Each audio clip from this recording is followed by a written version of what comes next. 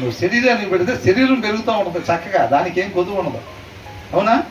ఆత్మీయంగా మాత్రం వాళ్ళు అక్కడే హ్యాండిక్యాప్డ్ లాగా అక్కడే ఉంటారు, మన ఉద్యోగులు ఉంటారు చూసారా? అవునా? అట్లా ఆత్మీయంగా వాళ్ళు అక్కడే ఉంటారు. ఎందుకురా అక్కడే ఉన్నావు అంటే నాకు ఆహారం లేదంటాడు, ఆహారం లేదంటాడు. ఆహారం పెట్టాల్సిన బాధ్యత ఎవరిది? పిల్లల కోసం ప్రార్థన చేసేటప్పుడు ప్రభువా నీకు స్తోత్రం, హన్నా ప్రార్థన విన్నట్టు నా ప్రార్థన కూడా విన్నామంటే ఇక అంతటితోనే బాయ్ బాయ్.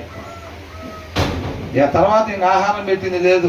ఇక సమయాలు బాలుడు అయిన సమయాలు లాగా ఆత్మీయంగా మనం ఎంత ఎదిగినా కానీ లోపల బాలుడు లాగానే ఉంటారు, ఆత్మలు మాత్రం బాలుడు లాగానే ఉంటాయి అన్నమాట.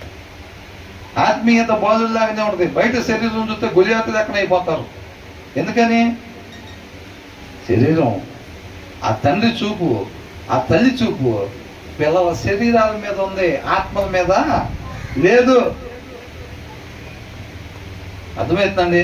శరీరాల మీద ఉంది కాబట్టి చక్కగా శరీరాలు పెరుగుతున్నాయి, ఆత్మ మీద లేదు కాబట్టి ఆత్మీయత లేకుండా పోయింది.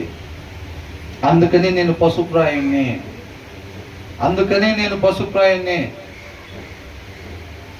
నా పిల్లలకి నేను ఆహారం పెట్టుకున్న దగ్గర ఆత్మీయత గురించి నేను చూడలా. ఆ జ్ఞానం నాకు లేకుండా పోయింది,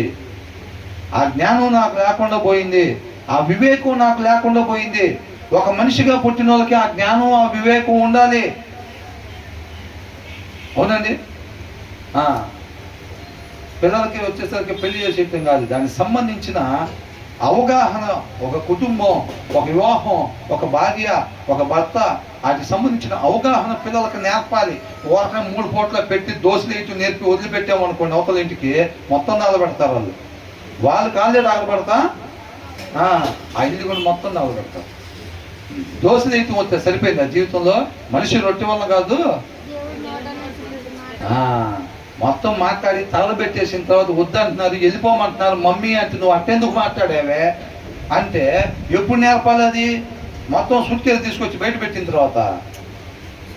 నీకాడ 20 సంవత్సరాలు 23 సంవత్సరాలు ఉన్నప్పుడు నేర్పకుండా ఆ మొత్తం కాగడా తీసుకునేది మొత్తం నలబెట్టి వచ్చిన తర్వాత, అవునండి, నువ్వు అట్ట మాట్లాడకూడదు ఇట్ట మాట్లాడకూడదు అని అంటే వాళ్ళు డిసైడ్ అయిపోయారు ఇక అమ్మాయి వద్దని.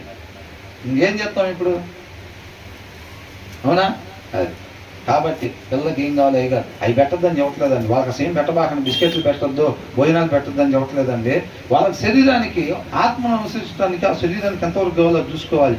పెరుగుతుందా లేదా పాప, బాగా ఎత్తవుతున్నారా, లావు అవుతున్నారా, ఇది కాకుండా వాళ్ళ జీవితం, వాళ్ళ ఆత్మీయ జీవితాలు ఎట్లా ఉన్నాయి